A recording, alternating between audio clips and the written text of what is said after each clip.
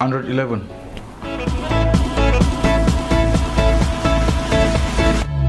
Assalamu yan uwa, barkamu da warhaka, barkamu da saduwa a cikin wannan video namu ne. Video ce da za ta yi magana akan sabbin features da aka saka akan Android 11 guda biyar. So features da za mu yi bayani akai ba iya su kaɗai ne wayanda aka saka kan Android 11 ba, akwai wayansu da dama. So amma na ɗauki wayanda nake ganin su ne masu amfani kuma kusan su ne key features wayanda su ma kansu kamfanin Google din sukan iya faɗa akan wannan abu. A zahiri ban kai hannuna akan Android 11 ba, so amma yana aiki da Android 10 ne kuma beta. So akan beta in akwai wasu features da na Android 11 din wanda aka fara dorawa akai sakamakon wayata da nake aiki da ita ba ta supporting, ba ta yi supporting na Android 11 in ba, dole sai na canza device ko wani abu makamancin haka. So na yi bincike daga kan website nasu na kamfanin Google mana na gefen abun da ya shafi Android 11 da kuma sauran abubuwa da ya kamata don mu samu duk wani abun da muke bukata a cikin wannan bidiyo ya fito mana kai sai cikin sauki. Ba tare bata lokaci ba, kawai waje cikin bidiyon nan. To amma ga mu je cikin bidiyon namu da Allah, ina roƙon duk wani wanda bai mana subscribing ba a karkashin wannan bidiyo zaka ga wata rubutu mai alamar ja, to sai ka danna mana akan da, sannan kuma ka danna alamar like ka kuma ya share na bidiyon da yan wada ka tare mu bata ma lokaci ba. Abu na farko kuma wanda yake gaban komai, an yi update na Pixel Launcher. Pixel Launcher menene Pixel? Pixel shine sunayen wayoyi da kamfanin Google da kanta take bugawa wanda yake dora masa Android versions take akan su. So duk wanda bai ga bidiyon da muka yi akan Pixel ba zai ga wata rubutu ta fito a saman nan, sai ka danna akan ta, za ka ga sai ka kalla ita wayar da Google take da kanta. So Pixel ita asalin wayan kenan. So a launcher kuma kamar da muka san launcher wata kamar gida ce ko yanayi yadda muke aiki da wayoyin mu, irin fuskar waya da sauransu. So an yi update na Google Pixel Launcher a kan Android 10 a kan Android 11. So dama duk wani version asalin Pixel on haka asalin Android kenan, duk wata version na Pixel shine asalin Android kenan. So baya kuma company sukan zo su daura UI nasu a interface nasu, mana yanayi su kuma yanda suke son wayan su ta kasance sukan dora akan nasu. So an yi update na Pixel Launcher ga duk wanda ba suke bukata. Zan bar wata launcher da ta yi kama da Pixel Launcher a kasan wannan bidiyo din, sannan kuma mun yi bidiyo akan launchers kuma a cikin mun yi bayani akan Pixel Launcher. So don bar muku link sai duk wanda bai sani ba sai je ya kalla wancan bidiyo din, yana da matukar amfani shi ma a gurin ku. So daga cikin abun da aka kara a cikin update da aka ma Pixel Launcher akwai suggestion. Mana a da yana suggesting ma mutane application. Misali yanzu Pixel Launcher yanda take yi shine idan ka shiga gurin jerin application naka, application naka na fari mana na sama zai baka ne suggestion irin application da kake yawan shiga, irin su ka saba shiga. Misali yanzu kamar wayata zan iya ce ina shigan WhatsApp, ina shigan YouTube, ina shigan Twitter da wani abu makamancin haka. So duk wata Pixel Launcher za ta bar maka wani irin application da kake yawan aiki da su a saman application naka. So wannan ka features in an kara mashi experience, an kara mishi wayansu abubuwa da kuma muku bayani a nan ba ku fahimta ba sai duk wanda ya kai hannunsa ga Pixel Launcher in ko kuma ita kanta Pixel 4 ko kuma wani version da na Android take running na Pixel Launcher akanta. Sannan abu na biyu kuma da aka kara akan Pixel Launcher shine pin app. So zaka iya pinin na app, mana pinin na app kamar yanzu misali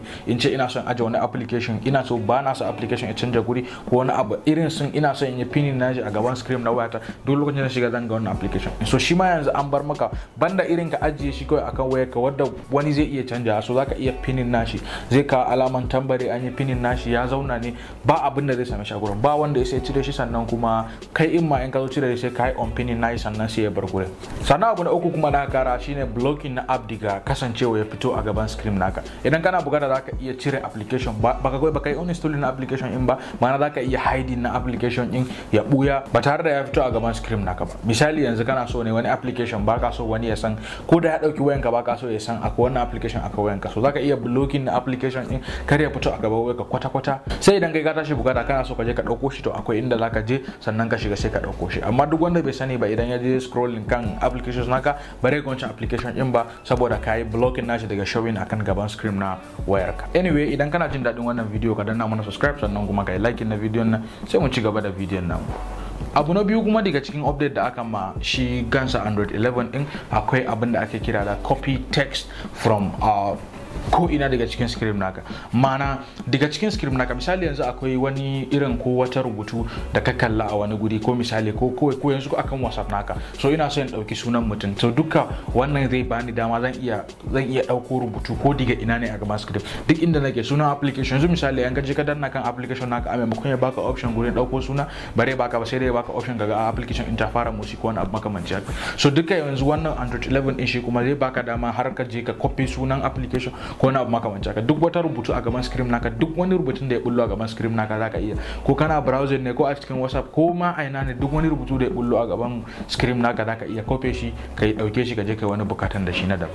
Sannan kuma akwai wani abu, a duk lokacin da ka ja wayar ka sama ko ka ja da ita kasa, mana gurin notification ta sama ko kuma ka ja kasa domin application su fito, idan ka lura zaka ga kaman wallpaper ka na motsi. Normally idan ka saka wallpaper a wayar ka, misali kaman hotonka, idan hotonka ka saka kaga hotonka babu animations akai, mana hotonka asalin hoto ne ba theme ba, so babu animation akai, so duk time da ka ja zai zama yana saye ne kawai a normal wayoyin mu ne. So amma kan Android 11 zaka ga hoton ita ma kanta ta dan samu animation, ta yi motsi, ta haura sama. Duk da wannan bai da amfani sosai a gurin mutane, so amma akwai irin premium feel da zaka ji ko premium look idan kana aiki da irin wancan abin. In zan ka ja zaka ga abin ta yi motsi, irin material aiki haka. Abu na uku daga cikin update da aka mata in kuma akwai media control da aka kara a idan ka ja gurin notification. Normally idan ba wai babu ba, akwai da yanda idan kana play na waka ko daga kan ina ne zaka samu akwai media control, akwai gurin next na waka, sannan akwai gurin komar da waka baya, sannan kuma akwai gurin pausing na waka daga cikin diga idan ka jawo notification a sama.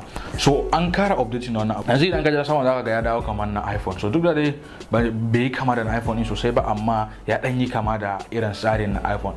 So shi ma yanzu an yi updating nashi, sannan kuma akwai wayansu features da aka kara masa da yawa. Misali yanzu kama kana jin waka, so yanayin color da zai fito a gurin shine yanayin color da yake kan wakan da kake ji. Yawanci idan waka ko wani zaka samu yana da hoto, so zaka ga wani hoto ja, wani hoto baki ko wani abu makamancin. So color wannan hoto, color wannan animations din da zaka na ji. So kuma zaka iya ajiye irin abun in da yawa a gurin jin wakokin ka. Misali kana jin waka daga application na asalin waka daga wayarka, kana jin waka daga Audiomack ko kuma Spotify ko wani abu makamancin haka. So duka zaka iya ka ajiye su, so daga ka tashi ko kai swapping ka tafi wanda kake so, ka dauko maka waka daga inda kake bukata cikin sauki. Abu na hudu kuma mai matukar amfani shine voice control. Banda Google Assistant da muka yi video akai, duk wanda ya ga video mu a Google Assistant ba zai ga wata rubutu a saman nan, sai idan na akanta. Google Assistant ita ce wata dama da zaka yi magana da wayarka, ka ba sa wata umurni ta maka wani abu, misali tura text, misali saka alarm da wani abu makamanci haka, tambayan weather da duk wani sauran questions da muke yawan tambayan Google Assistant na sauki. So akwai wani features da aka kara ma wannan Android 11 din, shine shi kuma zaka yi magana da wayarka. Misali ita Google Assistant command kawai kake bata ta yi abu kaza, ta yi abu kaza. To shi kuma yanzu wannan voice control da aka samu wannan waya, abin ya girmama har ya kusan ya fi karfin Google Assistant. Google Assistant tana da taimaka maka shine bare ma wayansu abubuwa da ba, amma shi wannan voice control din zai maka abubuwa da. Misali yanzu zan iya ce masa ya je ya min rubutu a guri kaza, ya copy min kaza, ya koma baya, ya fita, ya shiga, ya yi waye. So wannan idan har zaka aiki da Google Assistant ba za ka taba samun wannan ba. Amfanin Google Assistant yawanci shine idan zai maka browser na abu ko simple ko kuma wani calculation mai wahala wanda kanka ba da iya yi a take ba, ko kana gaya masa shi kuma zai je, dama web based ne, zai je searching ne daga kan web. Wannan kuma saukin da ya zo da shi shine duk wani abu da zaka iya yi da Google Assistant improbably zaka yi. Misali yanzu apps daga cikin wayanka, yanzu ya can zaka shiga kowane application daga Google Assistant, akwai application da ba saka shige su ba da wani abu makamanci haka ta direct command da Google Assistant. Amma shi wannan voice control da aka saka Android 11 din zai maka kusan komai ba tare da ma ka shiga Google Assistant din ba.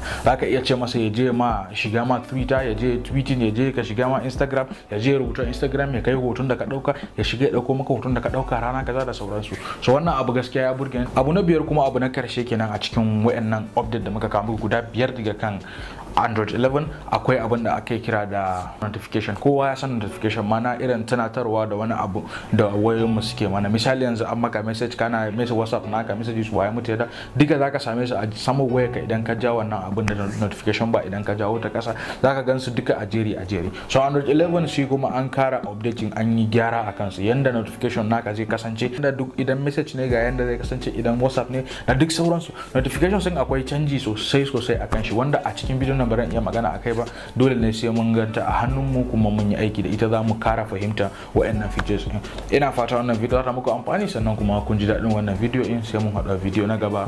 Mun gode.